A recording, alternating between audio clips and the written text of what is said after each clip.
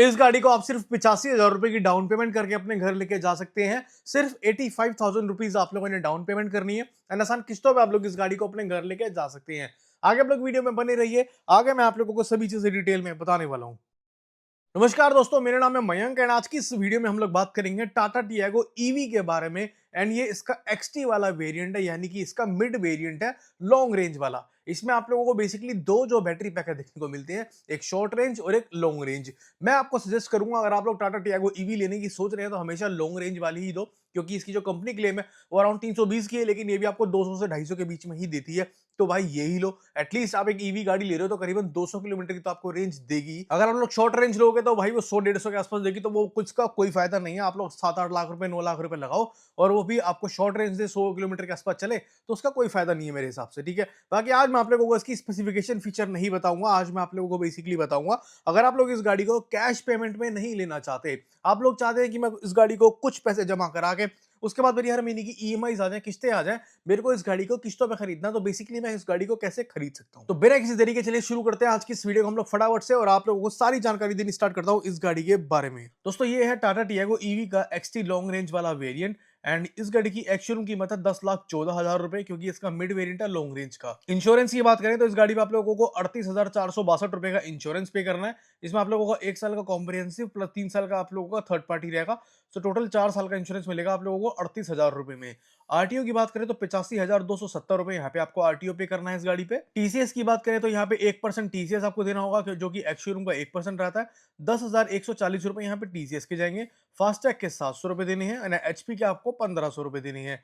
जिन लोगों को ये एचपी नहीं पता क्या होता है, मैं बता देता हूँ। एचपी हाइपोथिकेशन, जब भी आप लोग लोन कराते हैं, फाइनेंस कराते हैं, तो यहाँ पे आपको एचपी के 1,500 रुपए देने होते हैं, गवर्नमेंट की फीस होती है। एंड अगर आपको इस गाड़ी पे एक्सटेंडेड वारंटी चाहिए 2 साल की या 1,25,000 किलोमीटर की, तो यहाँ पे आपको 25,999 रुपए यानी कि 26,000 रुपए में मिलेगी इस ईवी गाड़ी की। ठीक है, अगर आप लोगों को ये लेनी है तो बाद में ऐड कर लेना। मैंने फिलहाल अभी ऑन रोड प्राइसिंग इसको ऐड नहीं किया, यहाँ पे मैंने नोट एडिट लिखा हुआ है।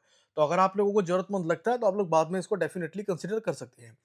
ये सभी चीजें टोटल करने के बाद, इंक्लूड करने के बाद, ये गाड़ी आप लोगों को ऑन रोड मिलेगी 11,50,072 रुपए की। ये है इसकी ऑन रोड प्राइसिंग इन दिल्ली। ये दिल्ली की प्राइसिंग मैं आप लोगों को बता रहा हूँ, ये ऑन रोड प्राइस है 11.5 लाख रुपए। एंड ये अभी इसकी फाइनल प्राइस नहीं है दोस्तों। इस गाड़ी पे चल रहा है अभी करीबन 1.5 लाख रुपए तक का डिस्काउंट, ईयर एंड डिस्काउंट।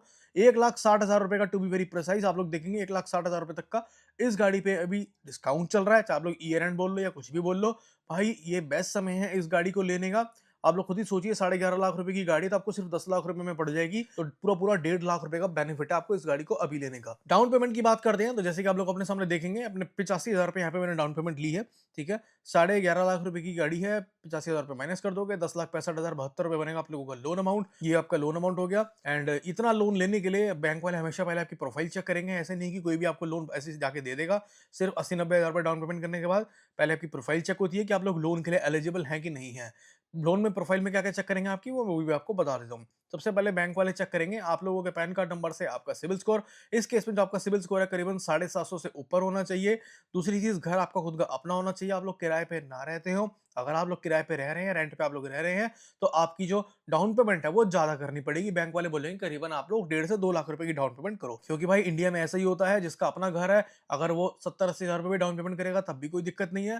लेकिन जो रेंट पे रह रहा है उसको सिक्योरिटी रीजंस की वजह से करीबन 50 से 1 लाख रुपए ज्यादा देने पड़ते हैं। इंडिया में होता है। ठीक है, तीसरी चीज लास्ट, जो आपकी इनकम है वो 40 से 50 हज़ार रुपए हर महीने की होनी चाहिए। आप लोग की जो सैलरी है, चाहे वो जॉब के थ्रू हो चाहे वो बिजनेस के थ्रू हो, उससे कोई फर्क नहीं पड़ता है। 40 से 50 हज़ार रुपए आपके हर महीने बैंक अकाउंट में आते हो, ये बेसिकली बैंक वालों को चाहिए। तो अगर ये तीनों चीज आपकी फुलफिल होती है जो मैंने बताई है, तो आप लोग इसको सिर्फ 80 से 90 हज़ार रुपए की डाउन पेमेंट करके अपने घर लेके इस गाड़ी को जा सकती हो। बात करते हैं ईएमआई इसकी, तो अगर आप लोग यहाँ पे देखेंगे, आप लोग डाउन पेमेंट करते हैं सिर्फ 85,000 रुपए की, और आप लोग करवाते हैं 3 साल का लोन। 3 साल की आपकी किस्त आएगी 33,375 रुपए।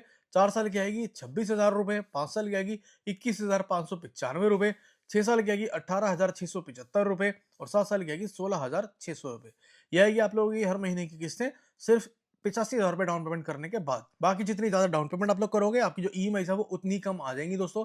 अगर आप लोग डाउन पेमेंट करते हैं 3 से 4 लाख रुपए की, तो आपकी किस्तें आप लोग ये मान के चलिए कि 7 साल की आएगी 5 से 6,000 रुपए, और जो 5 साल की आप लोग देख रहे हैं ये आएगी 11 से 12,000 रुपए। इतना फर्क आ जाएगा। ठीक है, यहाँ पे जो मैंने रेट ऑफ इंटरेस्ट लिया वो 8.5% के लिया, जो कि ज्यादातर प्राइवेट बैंक का रहता है। 8.5 से 9% के बीच में आपको गाड़ी मिल जाती है। अब हम लोग बात कर लेते हैं फ्रेंड्स डॉक्यूमेंट्स की। डॉक्यूमेंट क्या क्या रिक्वायर होंगे। सबसे पहले आप लोगों को एक आपका आधार कार्ड चाहिए, एक आप लोगों को पैन कार्ड चाहिए, 2 पासपोर्ट साइज़ फ़ोटो चाहिए।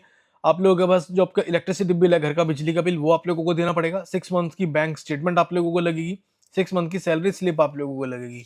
एंड अगर आप लोग जॉब कर रहे हैं, तो भाई ये सारी चीज़ आप लोगों को चाहिए होंगी। साथ ही साथ आप लोगों को फॉर्म 16 यहाँ पे चाहिए होगा, ये इनकम टैक्स के लिए माँगा जाता है। लास्ट जिस ऑफिस में आप लोग जॉब कर रहे हैं, उसका आईडी कार्ड आप लोगों के पास होना चाहिए, ठीक है? ये तो हो गई सैलरी वालों के लिए बात। अब बात करते हैं जिनका अपना काम है, जो लोग सेल्फ एम्प्लॉयड है, बिज़नेसमैन है। भाई यहाँ पे आप लोगों को सैलरी स्लिप नहीं चाहिए, फॉर्म 16 नहीं चाहिए, ऑफिस का आईडी कार्ड नहीं चाहिए, बाकी ऊपर के सारे डॉक्यूमेंट चाहिए। यहाँ पे इन 3 डॉक्यूमेंट्स की जगह आप लोगों को ये 2 डॉक्यूमेंट एक्स्ट्रा चाहिए बस, जो कि है, एक आप लोगों के पास आपका जीएसटी सर्टिफिकेट होगा आपकी कंपनी का, एक आप लोगों को 3 साल प्लस की आईटीआर आप लोगों को दिखानी पड़ेगी, जो कि फ़िल्ड होनी चाहिए, 3 साल से आप लोग भर रहे हो, ठीक है? तो ये बस सिंपल से डॉक्यूमेंट्स आप लोगों को रिक्वायर्ड होते हैं। तो कैसी लगी ये वीडियो आप लोगों को दोस्तों, मुझे कमेंट करके जरूर बताइएगा। आज मैंने आप लोगों को सब चीज बिल्कुल बारीकी से समझाई है, ताकि आप लोगों के मन में कोई शंका, आप लोगों के मन में कोई डाउट जो हो ना रह जाए। अगर आप लोगों को वीडियो अच्छी लगी हो, इन्फॉर्मेटिव लगी हो, भाई चैनल को सब्सक्राइब जरूर से कर दीजिएगा। आज की इस वीडियो में इतना ही, धन्यवाद।